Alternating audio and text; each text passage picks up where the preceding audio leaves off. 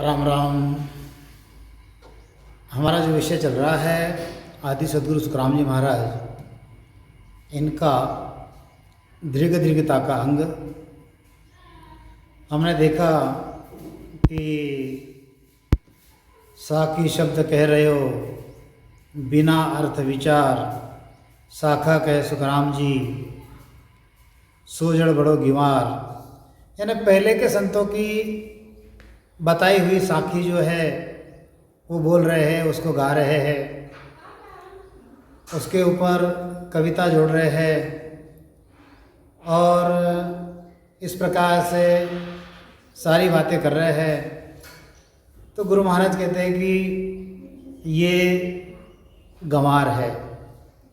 अब आगे गुरु महाराज कहते हैं, पार ब्रह्म की भगति बिना धृग करणे कर तू, धृग मंतर सुख राम कहे, जे हर जी बिन सूर। सुन जो सब साची कहूँ, मोय सतगुरु की आण, केवल बिन सुख राम कहे, सब ही झूठ बखान। देखो गुरु महाराज कहते हैं कि पार ब्रह्म की भक्ति बिना धृग करने करतूत और धृग मंत्र सुखराम कहे, जे हर जीवन सूर। अच्छी करनी और अच्छी करतूत करता है परंतु पार ब्रह्म की भक्ति नहीं करता, इसलिए उसकी करनी और करतूत को धिक्कार है। हरजी के अलावा दूसरे का जाप करता है, उसके सूत को यानी उसके अक्ल को धिक्कार है। गुरु महाराज समझाते हैं कि सद्गुरु सुखराम जी महाराज की शपथ लेकर मैं सत्य कहता हूँ कि केवल के बिना, क्या समझा रहे गुरु महाराज? सुन जो सब साची कहूँ, मोय सतगुरु की आन, केवल बिन सुख राम कहे, सब ही झूठ बखान। गुरु महाराज कहते हैं कि मैं सत्य कहता हूँ कि केवल के बिना जितने भी मंत्र है, जितना भी जाप है, जितनी भी भक्ति है, जितने भी करनी है, जितनी भी करतूत है और वाणी कथन करते हैं, यह सब क्या है? यह झूठ है। झूठ किस लिए है? क्योंकि उससे इस जीव का आवागमन नहीं मिटेगा, उससे काल के मुख से हमारा छुटकारा नहीं होगा, उससे जन्म मरण का चक्र जो है वह नहीं टूटेगा। 84 लाख योनि जो है वह 84 लाख योनि हमारी नहीं छूटेगी। तो जिसको करने से अगर इन बातों का अगर कोई असर नहीं होगा तो उस बात को करने में कोई होशियारी नहीं है। तो गुरु महाराज कहते हैं, तीन लोक सूजे रता, क्या नर नारी देव, धृग धृग सो सुख राम कहे, पार ब्रह्म भिन भेव। धृग धृग सो ये पाव है, दर्शन कदे न जाए, नैना धृग सुख राम कहे, रूपन निरखे आए। गुरु महाराज समझा रहे हैं कि मैं सत्य कहता हूँ, केवल के बिना जितने भी मंत्र है, जाप है, भक्ति है, करनी है, करतूत है, वाणी है, ये क्या है? ये झूठ है। किस लिए? क्योंकि उससे हमारा आवागमन नहीं मिटता। और जो 3 लोगों के स्त्री पुरुष या देवी देवता से लगे हुए हैं और जो पार ब्रह्म के अलावा, पार ब्रह्म मतलब वह एक परमात्मा, ऐसा परमात्मा कि जिसने 5 तत्व बनाए, 25 प्रकृति बनाई, 3 लोक बनाए, 14 भवन बनाए, 3 ब्रह्म बनाए, उसके 13 लोक बनाए, जिसने ब्रह्मा जी को बनाया, विष्णु जी को बनाया, शिव जी को बनाया, शक्ति को बनाया, यह सारी कायनात जो है जिसने बनाई, ऐसा जो परमात्मा है उसकी भक्ति के बिना जो भी अन्य भक्ति करते हैं, गुरु महाराज कहते हैं कि उनको धिक्कार है। क्यों धिक्कार है? क्योंकि उससे हमारे दुख जो है वो नहीं मिटेंगे, उससे हमारा आवागमन नहीं मिटेगा, उससे हमारा जन्म मरण नहीं मिटेगा, उससे हमारे दुख कम नहीं होंगे, उसमें कर्म बनते जाएंगे। और पार ब्रह्म की भक्ति करोगे तो कर्म कटेंगे, और जब कर्म कटेंगे तो सुख मिलेगा।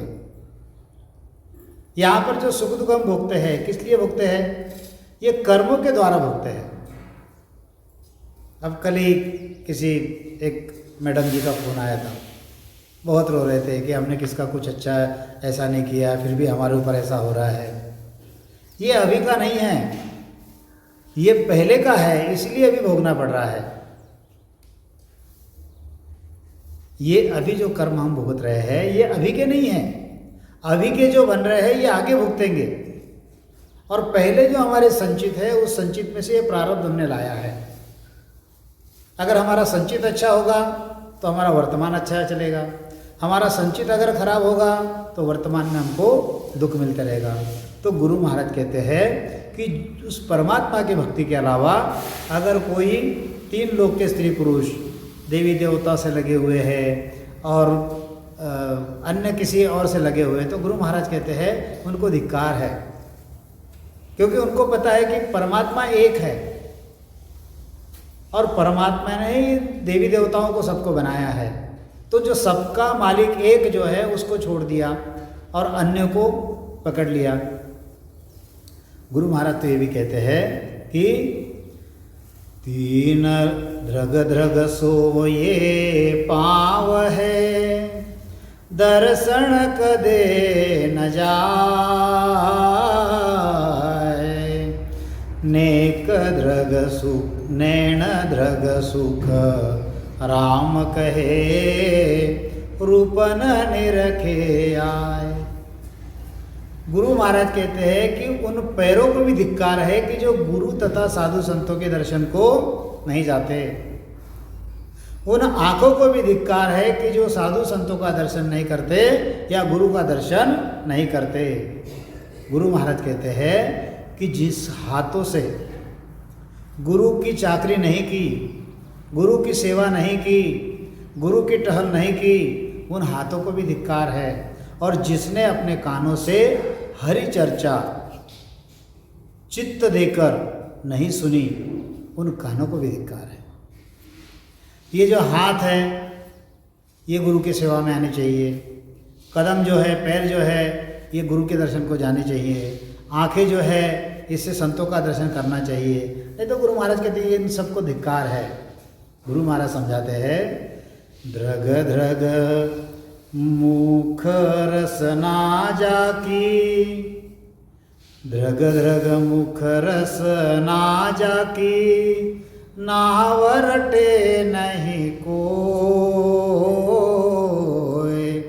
ध्रग मत तो सुख राम कहे,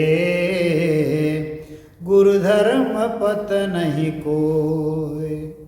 ध्रग ध्रग बुद्धवा अकल है, महिमा करे न आए, ध्रग मानस सुख राम कहे, गुरु सु मिले न जाए। जिसने अपने गुरु की महिमा नहीं की उसके बुद्धि को, उसके अकल को धिक्कार है। उसको बुद्धि और अक्ल होते हुए भी गुरु की महिमा नहीं करता तो उसकी बुद्धि क्या काम की।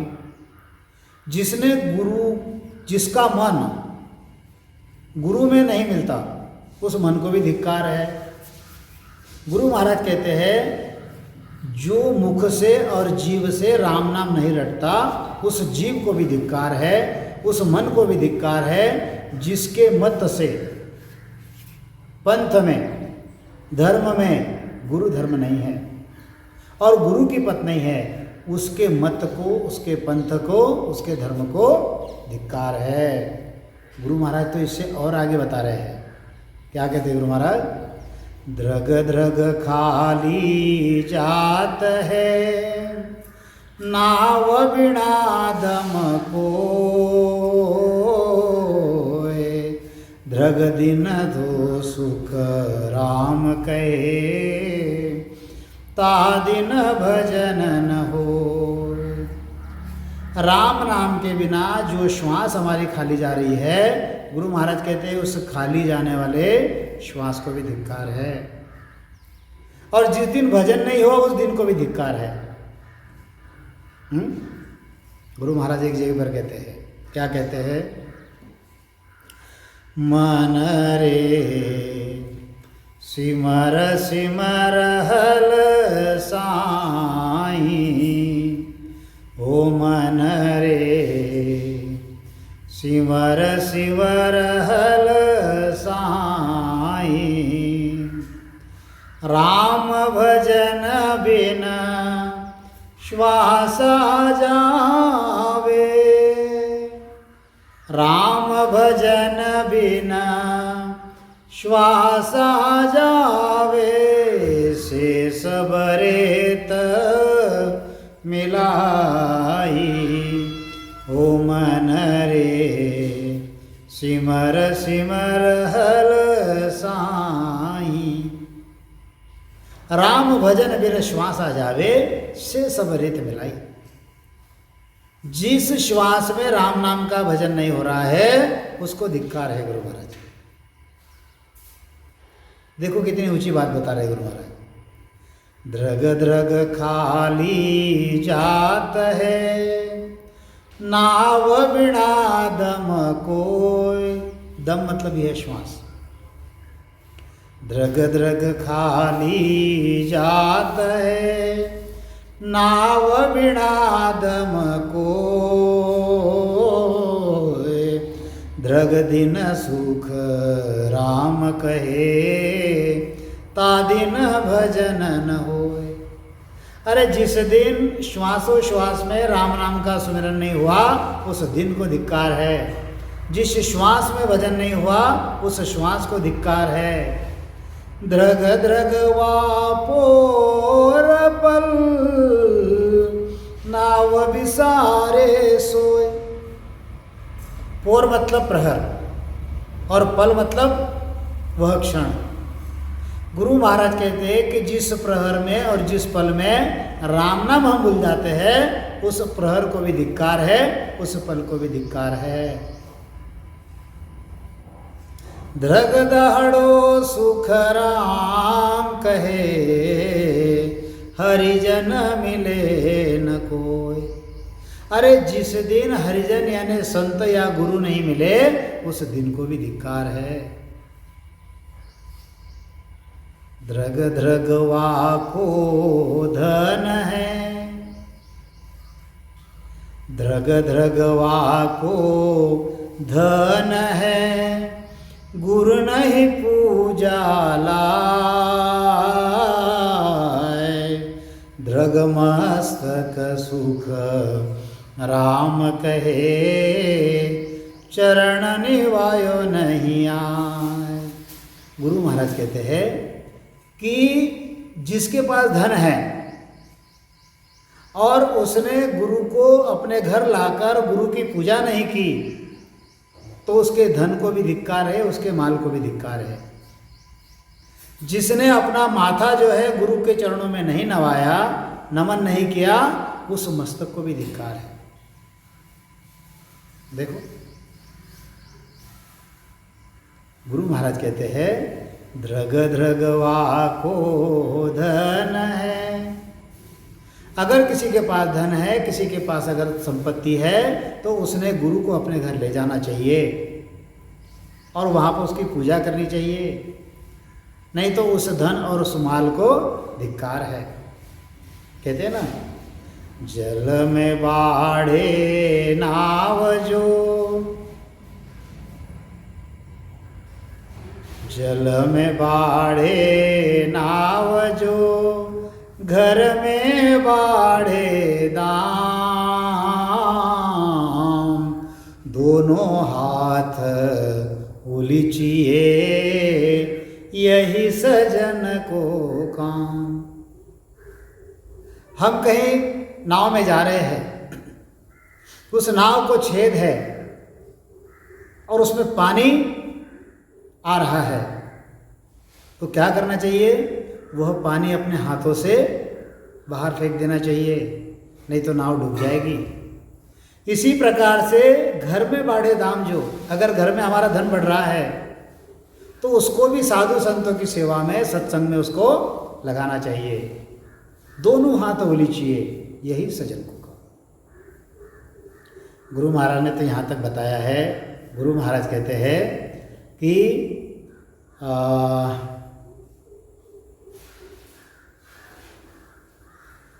भूल गया, याद आएगा तो बता दूंगा।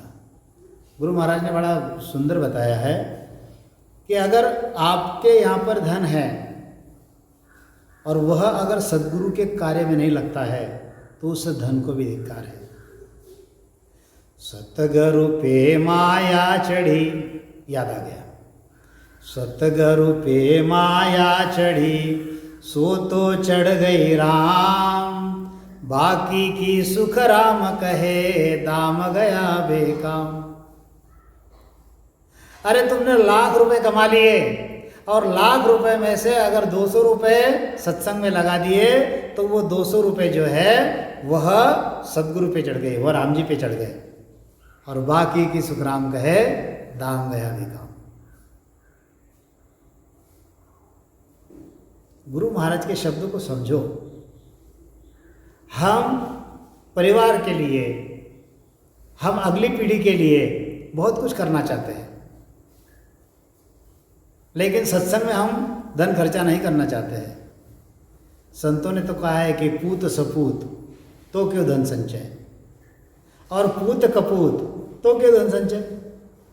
अगर आपका पुत्र अगर सुपुत्र है वो तो धन कमा लेगा, उसके लिए संचय करने की जरूरत नहीं है।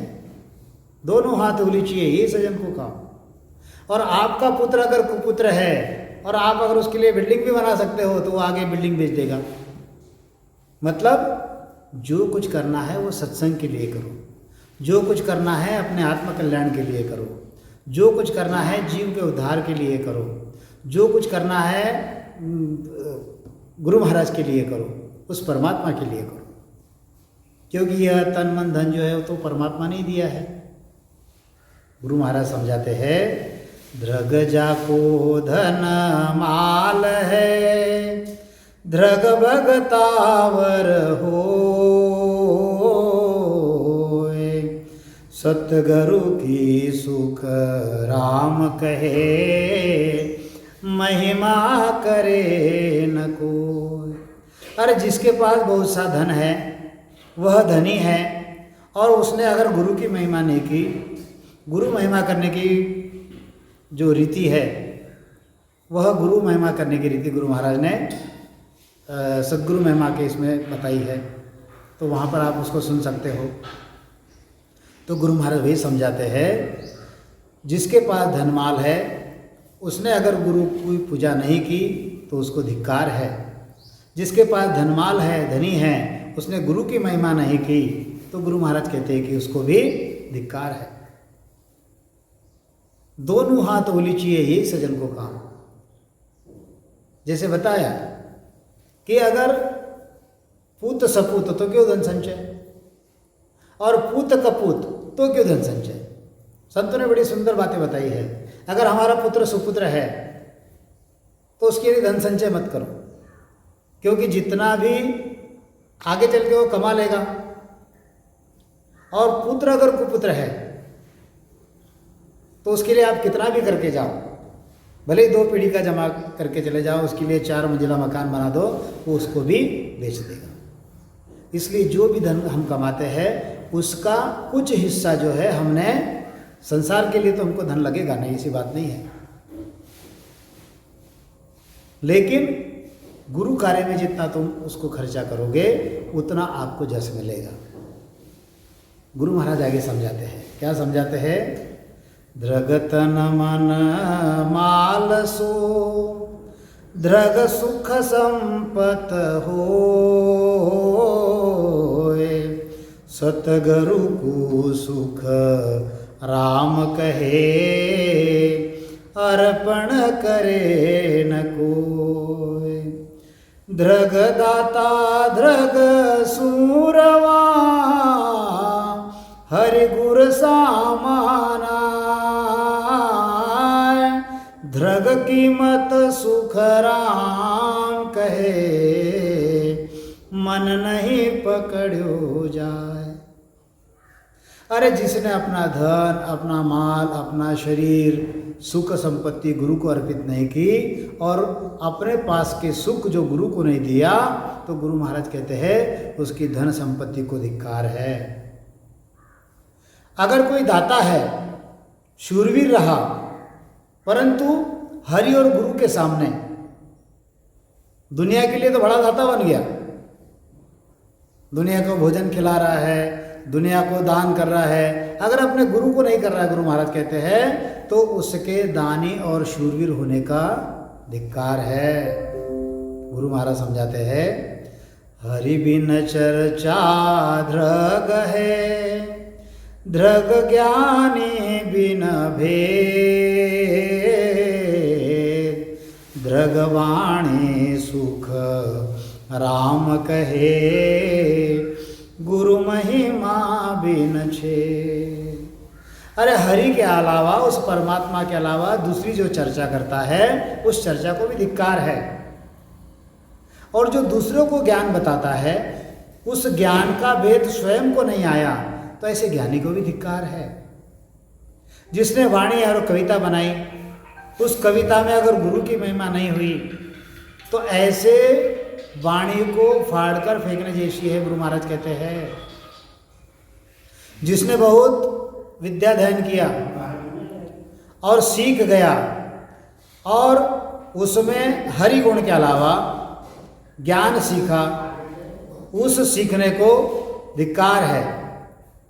गुरु महाराज कहते हैं घट में शील यानी ब्रह्मचर्य नहीं है और पानी से ऊपर स्नान कर रहा है तो ब्रह्मचर्य के बिना उसके स्नान को भी धिक्कार है। क्या कहते हैं गुरु महाराज? धृग पढ़ियो धृग सीखियो, हरि गुण बिना गिनान,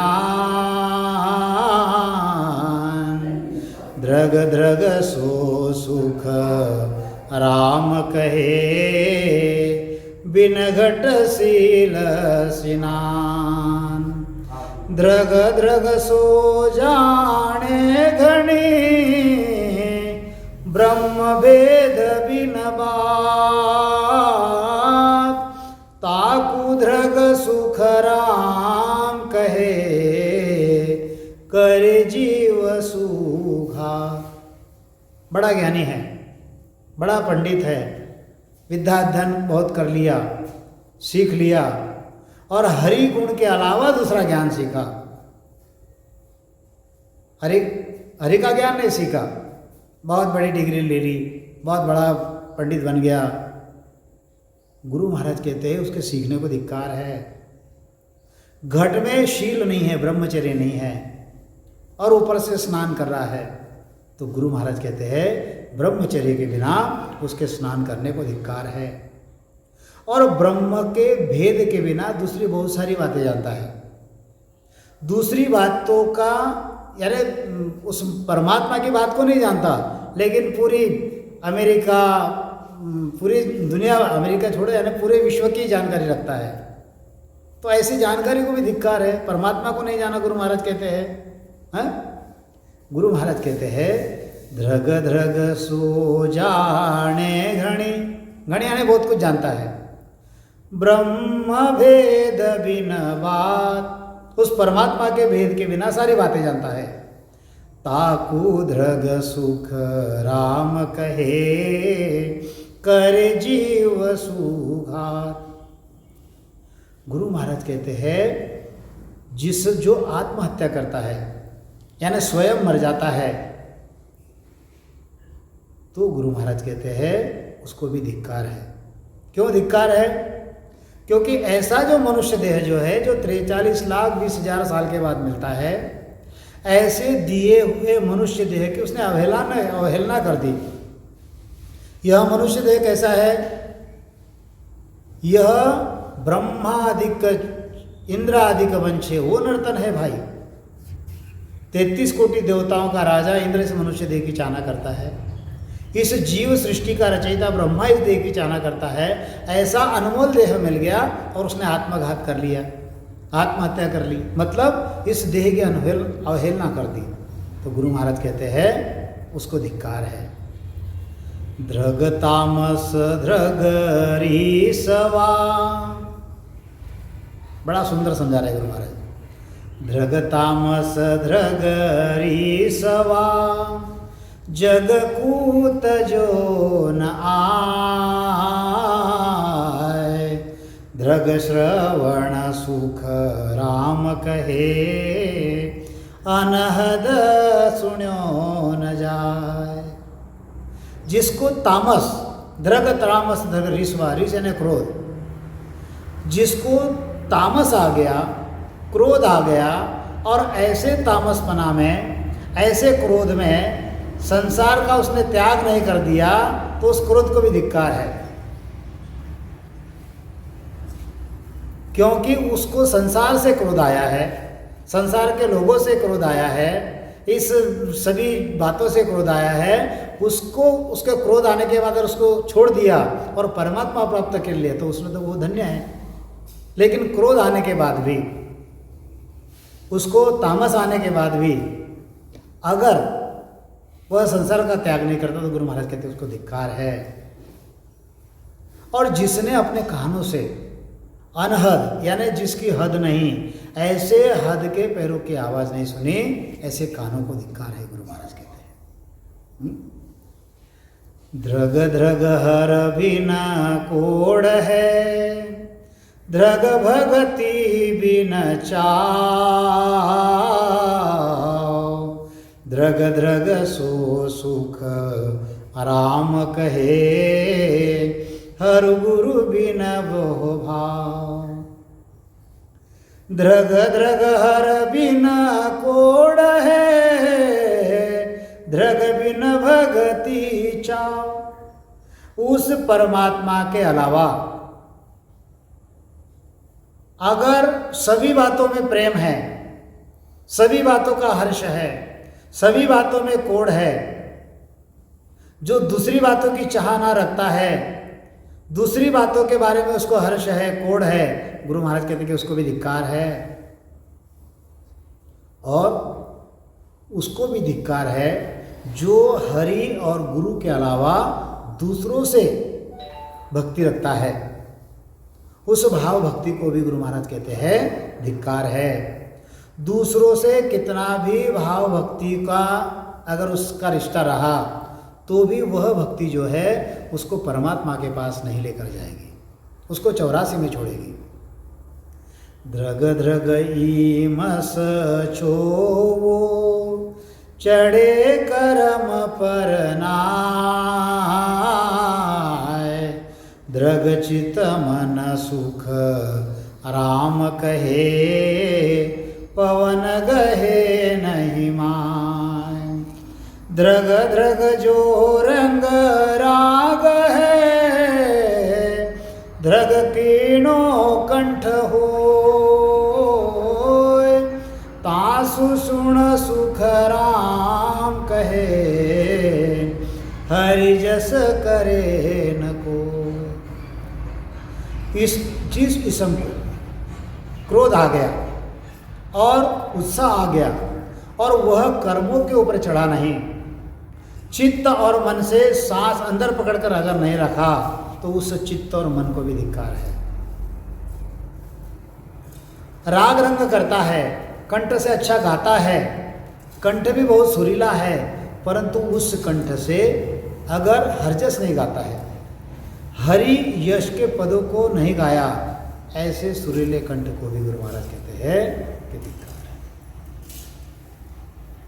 तो इस भाग में हम वाणी जी को यही विराम देते हैं, बाकी अगले भाग में देखेंगे। बोलिए आदि सद्गुरु, सर्वात्माओं के सद्गुरु, सर्व सृष्टि के सद्गुरु सद्गुरु सुखराम जी महाराज ने धन्य हो धन्य हो धन्य हो। राम सभा में राम राम महाराज।